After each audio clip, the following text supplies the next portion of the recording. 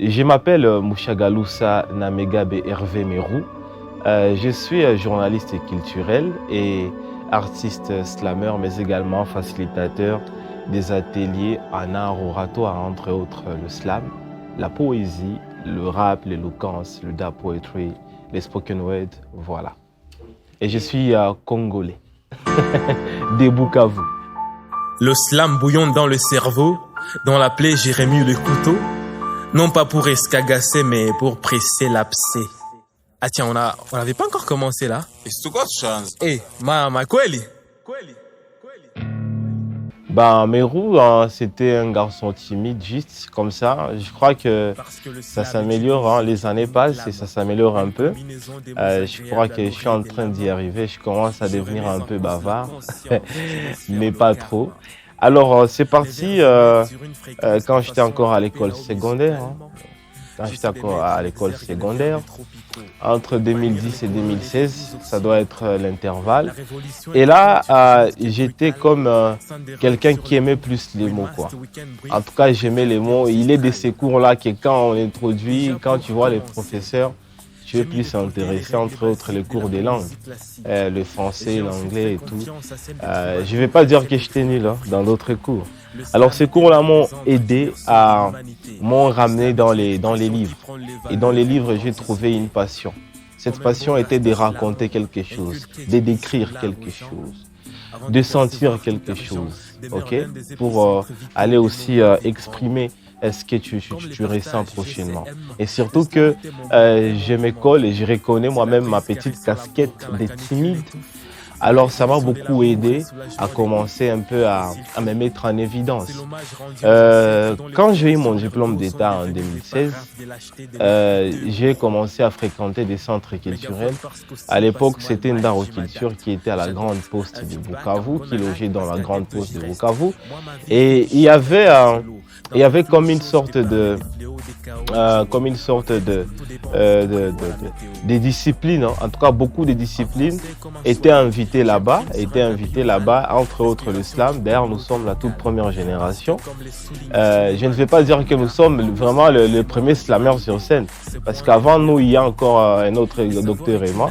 Et là, je me souviens très bien que le groupe s'appelait les Magzana, avant de devenir Ndaro Slam. Ndaro Slam, aujourd'hui, est devenu Bukavu Slam Session. Parce que quand on est parti, on a laissé quelques slammers à Ndaro qui se sont transformés en Carrera Slam. Et je remercie d'ailleurs Jean-Luc Ramazani qui m'a donné la première scène slam. À l'époque, dans Izulu, c'était en tout cas peut-être cette soirée qui nous a fait découvrir Bukavu. Je vais dire même beaucoup d'artistes, il faut toujours les reconnaître, quoi. Il faut savoir d'où l'on vient. Et là, les shows de Jean-Luc chaque samedi invitaient toutes les disciplines. Et le slam à l'époque, voilà, ça a été genre, c'est l'islam ou comment? Tu vois, c'était pas ça encore. C'était pas ça. Et donc, on appelait ça intermède. Même Jean-Luc lui-même a appelé ça intermède. Mais il savait que c'est du slam. Et là, on donnait la parole à un slammer. Tu vois, on se battait toute la semaine pour figurer sur la liste du fameux Jean-Luc.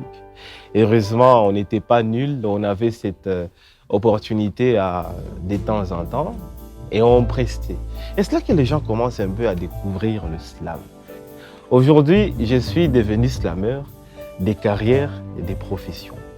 Parce que voilà, c'est quelque chose qui bouillonne dans moi. C'est quelque chose que je ne peux pas dissocier de Merou. Comme je l'ai dit souvent, peut-être que je ne suis pas slammer. Mais si dans moi on ampute le slam, je meurs. Donc c'est déjà des bouts de moi, des mots et tout. Voilà, je suis déjà dans le monde oratoire depuis 2016. Aujourd'hui, on évolue dans la structure qu'on appelle Bukavu Slam Session. Mais plus encore, je suis fier d'être détenteur du premier album de slam, sorti en tout cas officiellement à Bukavu. Cet album s'appelle Soleste, pour dire Soleil de l'Est. Il a été sorti le 1er février 2023. Aujourd'hui, Soleste a une année, quoi. Et donc, voilà un peu, cher Teddy, ce que je peux dire. Ma région, je vais dire le Centrafrique en tout cas, mon petit nom, les gens connaissent quand même mon petit nom par rapport aux grands noms qui sont déjà. Ouais. Voyez-vous, comme on va pas citer comme des grands comme Ekima ou Microméga, mais comme mon petit nom aussi a sa petite place, sa petite parcelle là de pouvoir. Ouais. Alors le slam m'a déjà invité sur sa scène dans la région des Grands Lacs, tu le sais déjà. Dans la région des Grands Lacs, on va citer des grandes scènes comme par exemple le Vuga Festival. Vuga Festival, on est partenaire de Vuga Festival en tant que Bukavu Slam Session. On s'est déjà fait inviter à des grands festivals comme Festiras, festival du rap et du slam, qui a déjà connu des légendes comme Youssoufa. Et puis avec Goma, avec le projet Bukavu Slam Session, on a réuni toute la région des Grands Lacs sur une scène à Bukavu. Et c'est là peut-être ma plus grande victoire jusqu'à-là, cette reconnaissance d'avoir eu à participer à la création de ces grands réseaux. D'ailleurs, pourquoi on a créé ces grands réseaux? C'est pour permettre qu'il y ait mobilité, qu'il y ait reconnaissance, qu'il y ait puissance des arts oratoires et que le slam soit un art à part d'abord. Parce que le slam ne mérite pas d'être reconnu comme une petite virgule dans un grand livre comme ça, artistique, quoi. Alors c'est ça ma plus grande victoire aujourd'hui, cher Teddy, ces réseaux lesquels j'appartiens de manière humble mais aussi avec beaucoup de fierté. Et j'appartiens dans ces réseaux et je remercie les frères et les sœurs de Plume de m'avoir aussi accepté. Certains ont été initiés par moi, j'ai été initié par d'autres et donc ça continue, c'est la roue qui tourne. Alors on a déjà fait Kinshasa, d'ailleurs c'était récemment, dans le cadre du projet d'apprentissage d'Islam Poésie. On est allé défendre le projet Islam à l'école, le projet qui a été d'ailleurs très apprécié par l'ambassade de France. Aujourd'hui, on est vraiment heureux d'ailleurs de constater qu'à travers des organisations comme la Coopération Suisse ou ESO Africa, continue de promouvoir ce genre de programmes pour aider les élèves à se familiariser, à se révéler de manière artistique et à être déjà dans le monde des arts oratoires. Alors, alors excusez-moi, peut-être que je suis devenu trop bavard avec toi. Ouais. Mais pour continuer, aujourd'hui, le slam nous a déjà donné l'opportunité de faire des allers-retours dans la région et on va encore en faire. On espère aller peut-être dans l'Afrique, c'est présenté un peu partout dans le monde francophone africain et peut-être bien sûr anglophone parce qu'on s'y met déjà, on y travaille et je me suis donné comme défi dans 2 ans de produire une œuvre en anglais à travers le slam et je vais y arriver parce que je suis rouge, je ne suis pas paresseux, quoi. Je suis pas vagabond, ça c'est clair, on va suivre ça. Il faut que les gens sachent que moi je ne suis pas fainéant. C'est ça. Maintenant, Bukavu Slam Session, si on peut dire un peu, ce que aujourd'hui, c'était un collectif. Avant, on appelait ça Passe-moi le mic. Aujourd'hui, c'est une association sans but lucratif, Bukavu Slam Session, qui regorge ou regroupe différents jeunes de Bukavu dont l'âge varie entre 17 et 35 ans. Ils se réunissent chaque semaine pour un atelier d'écriture, parole et jeu d'acteurs qui sont sanctionnés par un spectacle ou bien une performance. Voyez-vous? Et ça peut se passer soit dans une salle, et là, ça peut prendre une connotation académique, ça peut se passer dans un bar, d'ailleurs où l'islam est né même, en 1980 à Chicago. Et on a un programme comme ça qu'on appelle le verbe du fond du verre. C'est quand Bukavu Slam Session ou Passe-moi le mic. Donc Passe-moi le mic, c'est la soirée de Bukavu Slam Session. Voyez-vous? Et c'est quand Bukavu Slam Session ramène Passe-moi le mic dans un bar, on appelle ça le verbe du fond du verre. Et quand Bukavu Slam Session ramène un spectacle, un show dans une salle, on appelle ça le tabernacle du verbe tranquille. C'est-à-dire là, on essaie de donner des textes ou alors de produire, de faire des créations avec des bons metteurs en scène qu'on a et que j'ai salué dans cette interview. Il s'agit d'Achille Argus ou encore JC Chabani et bien plus. Donc ils sont nombreux, même moi-même d'ailleurs. Je n'aime pas trop parler de moi. Donc voilà un peu. On fait des ateliers chaque semaine et ces jeunes, ils sont vraiment encadrés et ils sont écoliers, écolières. Alors, Bukavu Slam Session a pensé à un programme qui va aller chercher les élèves dans leurs écoles respectives et le but étant tout simplement de créer des ateliers là-bas, de créer de petits groupes là-bas et pour créer aussi peut-être des petites soirées de slam poésie et de répandre en tout cas les mouvements sur toute la ville. Le message c'est de soutenir les artistes. D'abord, premièrement, soutenez les artistes et de manière particulière, soutenez le slam. Ça, c'est un appel que je lance à beaucoup d'organisations qui promeuvent la culture.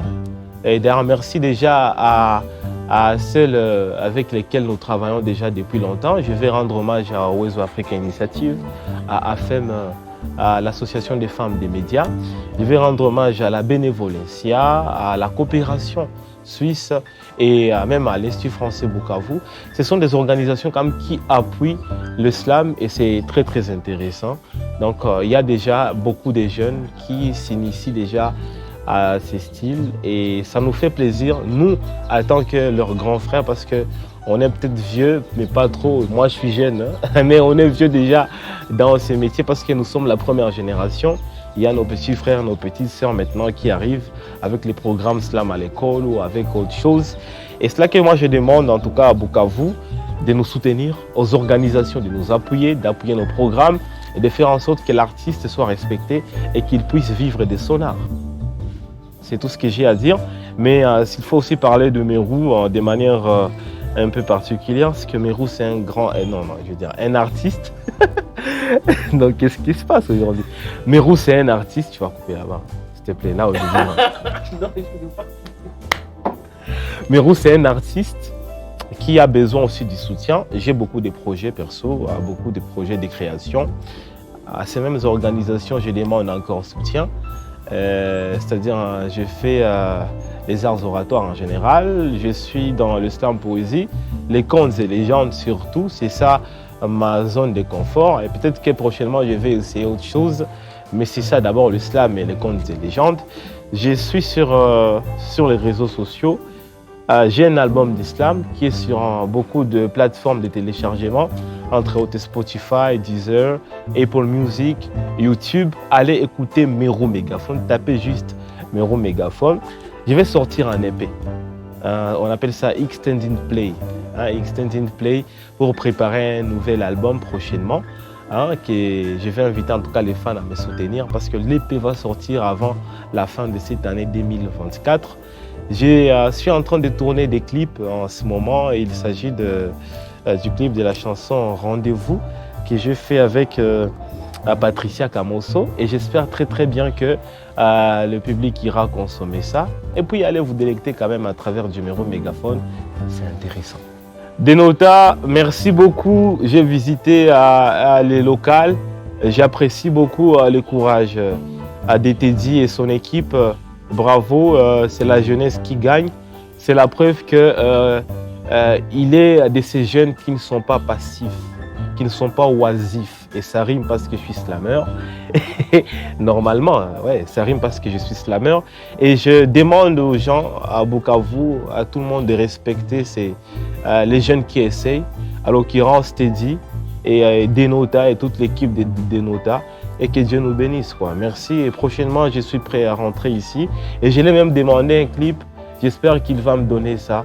Essayez de commenter et de lui dire, voilà, il faut donner à Meru au moins 3 clips, par exemple. Parce que c'est maintenant un enfant de Denota.